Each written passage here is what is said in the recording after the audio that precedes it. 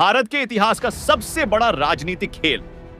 शुरू म्यांमार को भारत के नक्शे में देखकर चीन रोया सेना पर किया हमला। अब भारत का जवाब ऐसा होगा जिसे सदियों तक याद रखेगी पूरी दुनिया।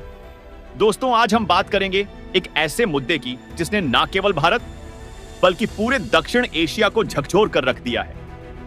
म्यांमार जो हमारा सालों पुराना पड़ोसी है, वहां कुछ ऐसा चल रहा है जो भारत और चीन दोनों के लिए चिंता का विषय बना हुआ है। लेकिन मजेदार बात यह है कि जहां एक तरफ भारत खुश है, वहीं चीन के चेहरे पर टेंशन साफ दिख रही है। इसकी वजह म्यांमार के अंदर चल रहे हालात और एक ऐसे विलय की खबरें हैं जो चीन के लिए सिर दर्द बन सकती हैं। अब यह कोई साधारण एग्रीमेंट की बात नहीं है, जैसे कि कल ही भारत और म्यांमार एक दूसरे में मिल जाएंगे। लेकिन म्यांमार की सेना ने जो कदम उठाए हैं, उनसे कुछ समुदाय अब सीधे भारत की तरफ देखने लगे हैं। हाल ही में म्यांमार में बड़े पैमाने पर बमबारी हुई है, जिसमें सैकड़ों घर तबाह हो गए और कई निर्दोष लोगों की जान चली गई। लगभग 200 घर लकर खाक हो चुके हैं और यहीं से भारत के लिए एक नई उम्मीद की किरण नजर आ रही है, जबकि चीन के लिए यह बेहद बुरी खबर साबित हो सकती है। म्यांमार में सेना की इस कार्रवाई से कुछ कम्युनिटीज अब भारत से जुड़ने की संभावना की ओर बढ़ रही है। यह घटनाक्रम भारत के लिए राजनीतिक और सामरिक तौर पर महत्वपूर्ण हो सकता है। क्या म्यांमार भारत का हिस्सा बनेगा या फिर यह सिर्फ एक अटकल है? इस वीडियो में हम आपको विस्तार से बताएंगे कि म्यांमार में क्या कुछ चल रहा है और इसका भारत के लिए क्या मतलब हो सकता है। लेकिन उससे पहले भारत ने जिस तरह से पूरे विश्व में राजनीतिक समीकरण बदल दिए हैं, उसके लिए इस वीडियो को एक लाइक तो बनता है। तो दोस्तों, जल्दी से वीडियो को लाइक करें। दोस्तों, आपको याद होगा कि 2021 में म्यांमार में बड़ा तख्ता पलट हुआ था। इसके बाद सारी ताकत सेना के हाथ में आ गई और फिर देश में छोटे छोटे गुटों के बीच झगड़े और तेज हो गए। अब म्यांमार में ऐसा सत्ता संघर्ष चल रहा है कि हर कोई हैरान है और इसी बीच हालात ने एक नया मोड़ ले लिया है, जो सिर्फ म्यांमार ही नहीं बल्कि चीन के लिए भी बड़ा सिर दर्द बन गया है। म्यांमार में विद्रोही गुट अराकान आर्मी और सरकार के बीच रखाई राज्य में संघर्ष तेजी से बढ़ रहा है। इस इलाके में अराकान आर्मी ने सैन्य चौकियों पर हमले शुरू कर दिए हैं, जिसमें 200 से ज्यादा घर लकर खाक हो चुके हैं और कई मासूमों की जान भी चली गई है। लेकिन असल खेल यह है कि जितनी चिंता म्यांमार को होनी चाहिए, उससे कहीं ज्यादा चीन को हो रही है, क्योंकि चीन ने इस क्षेत्र में भारी निवेश कर रखा है। यह वही क्षेत्र है जहां से चीन अरबों डॉलर की कमाई करने वाला था और उसने इसके लिए भारी रकम भी झोंकी थी। लेकिन अब म्यांमार में इस तरह की हिंसा और विद्रोही गुटों का उभार चीन की इन सभी योजनाओं पर पानी फेर सकता है। कई रिपोर्ट्स का तो यह भी कहना है कि म्यांमार में हुए इस तख्ता पलट के पीछे चीन का ही हाथ हो सकता है। रेडियो फ्री एशिया की रिपोर्ट के मुताबिक अराकान आर्मी के लड़ाके अब रखाई राज्य के आखिरी हिस्सों पर कब्जा करने के करीब हैं। इसका मतलब है कि म्यांमार के एक और इलाके पर एक और विद्रोही गुट का कब्जा हो सकता है। दिलचस्प बात यह है कि म्यांमार के कुछ छोटे समूह अब भारत की ओर देख रहे हैं और भारत से जुड़ने की इच्छा जता रहे हैं। इससे म्यांमार की राजनीति और भी उलझती जा रही है। दोस्तों, म्यांमार में पिछले 3-4 सालों से चल रही उठापटक ने वहां के लोगों की जिंदगी को पूरी तरह हिलाकर रख दिया है। वहां खाने पीने की समस्या से लेकर इंटरनेट बंद होने तक और अन्य कई ऐसी दिक्कतें आ रही हैं जिनके बारे में कल्पना करना भी मुश्किल है। म्यांमार के लोग लगातार इन समस्याओं से जूझ रहे हैं और इसका असर अब चीन पर भी पड़ने लगा है। चीन इस बात से भीतर ही भीतर परेशान है कि अगर म्यांमार की कुछ और कम्युनिटीज ने भारत के साथ जुड़ने का प्रस्ताव पास कर दिया तो उसकी स्थिति और कमजोर हो जाएगी। अगर ऐसा हुआ तो म्यांमार की यह कम्युनिटीज भारत के साथ मिलकर विकास की दिशा में कदम बढ़ा सकती है और जब यह आर्थिक तरक्की करेंगी तो उनके आसपास के अन्य संगठन भी भारत से जुड़ने की इच्छा जताए। इस तरह धीरे धीरे एक बड़ा हिस्सा भारत के साथ जुड़ सकता है।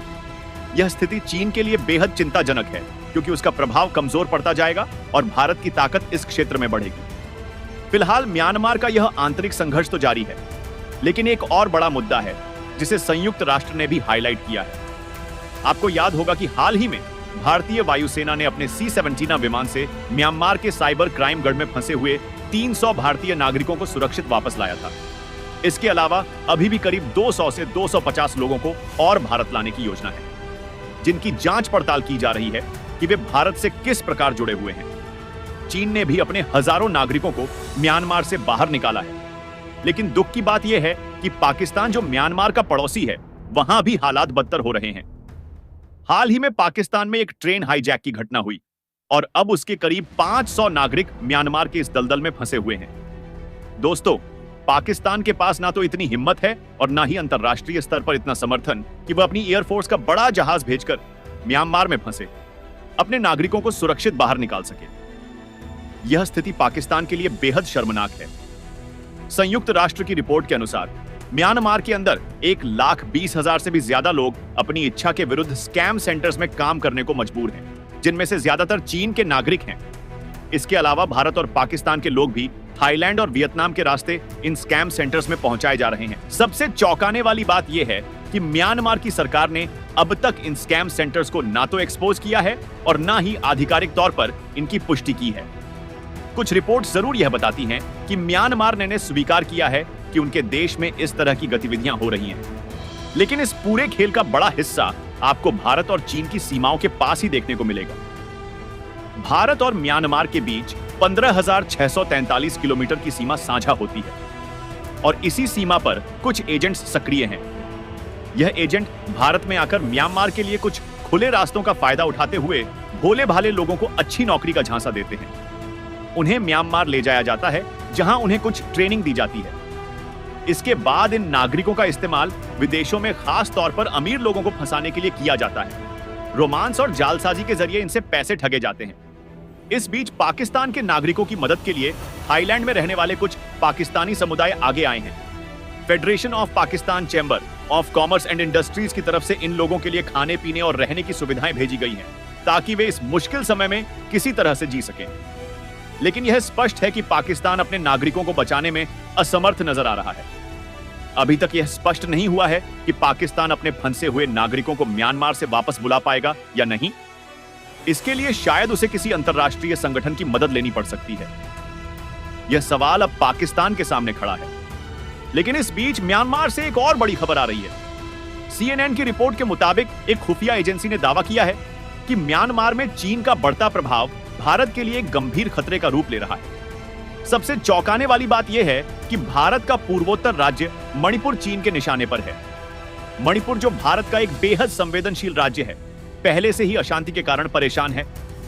हाल ही में मणिपुर के मुख्यमंत्री ने इस्तीफा भी दे दिया और इस राजनीतिक अस्थिरता के बीच चीन की गतिविधियों में कोई कमी नहीं आई है। अगर हम सबूत की बात करें तो कुछ समय पहले यह खबर आई थी कि चीन ने म्यांमार की सीमा से लगे यूनान प्रांत में एक एडवांस्ड रडार सिस्टम, जिसे launch phase array radar LPAR के नाम से जाना जाता है, स्थापित किया है। इस रडार की रेंज 5 से 7,000 किलोमीटर तक बताई जा रही है, जिससे चीन भारत के पूरे पूर्वोत्तर मणिपुर, बंगाल की खाड़ी और दक्षिण भारत के हर हिस्से पर नजर रख सकता है। हालांकि इस रडार से चीन को बहुत स्पष्ट जानकारी नहीं मिल पाएगी कि भारत क्या कर रहा है या कौन से नए परीक्षण और प्रयोग चल रहे हैं। लेकिन फिर भी अगर भारत बंगाल की खाड़ी में मिसाइल परीक्षण करता है तो चीन को इसका अंदाजा जरूर हो जाएगा।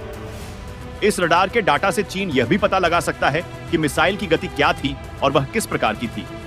इससे स्पष्ट है कि चीन म्यांमार के अंदर काफी गहराई तक घुस चुका है और भारत के लिए यह एक बहुत बड़ा खतरा हो सकता है। म्यांमार के संगठनों का भारत के साथ जुड़ना चीन के लिए किसी बुरे सपने से कम नहीं होगा, क्योंकि यहीं से चीन अपने कई गुप्त ऑपरेशन चलाने की योजना बना रहा है।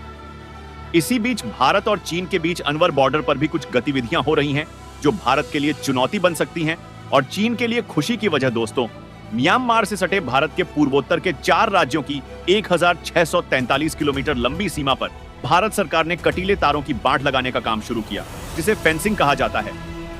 लेकिन जैसे ही यह प्रोजेक्ट शुरू हुआ, वहां के स्थानीय लोगों ने इसका जोरदार विरोध करना शुरू कर दिया। आप तो जानते ही होंगे, देश में जब भी कोई बड़ा प्रोजेक्ट शुरू होता है या फिर सरकार कोई ठोस कदम उठाती है तो कुछ लोग विरोध में उतर आते हैं। चाहे वह दिल्ली हो, कश्मीर हो या फिर अलग अलग यूनिवर्सिटी, इन प्रदर्शनों की फंडिंग अक्सर बाहर के देशों से होती आई है और यहां भी हमें यही देखने को मिल रहा है। 4 में से 3 राज्यों में अभी तक फेंसिंग का काम शुरू नहीं हो पाया है। सिर्फ मणिपुर में अब तक करीब 37 किलोमीटर की बांट लगाई जा चुकी है, जबकि नागालैंड और मिजोरम में स्थानीय लोगों ने इस प्रोजेक्ट का खुलकर विरोध किया है। सबसे बड़ा संगठन, जिसे यूनाइटेड नागा काउंसिल UNC के नाम से जाना जाता है, ने इस प्रोजेक्ट के खिलाफ कड़ा रुख अपनाया है। UNC ने सरकार को सीधी चेतावनी दी है कि अगर इस प्रोजेक्ट पर जबरदस्ती काम किया गया तो इसके अंजाम बेहद गंभीर होंगे। हालांकि यह अलग बात है कि अगर भारत सरकार और हमारी सिक्योरिटी फोर्सेस एकजुट होकर काम करना शुरू कर दें, तो किसी की इतनी हिम्मत नहीं है कि वह इस काम को रोक सके। फिर भी भारत सरकार ने इस मामले में सोच समझकर फैसला लिया है, ताकि कोई अनावश्यक विवाद ना खड़ा हो। लेकिन यह तय है कि म्यांमार बॉर्डर पर जो चल रहा है, उस पर भारत को जल्द ही कुछ बड़े कदम उठाने होंगे। अब सवाल यह है कि भारत अपने इस पड़ोसी के साथ कैसे रणनीतिक और सुरक्षा के मोर्चे पर आगे बढ़ेगा। क्या भारत इस फेंसिंग को पूरा कर पाएगा, और क्या यूएनसी जैसी संस्थाओं का विरोध भारत के इरादों को बदल पाएगा? दोस्तों, अपनी राय कमेंट बॉक्स में जरूर बताएं। धन्यवाद।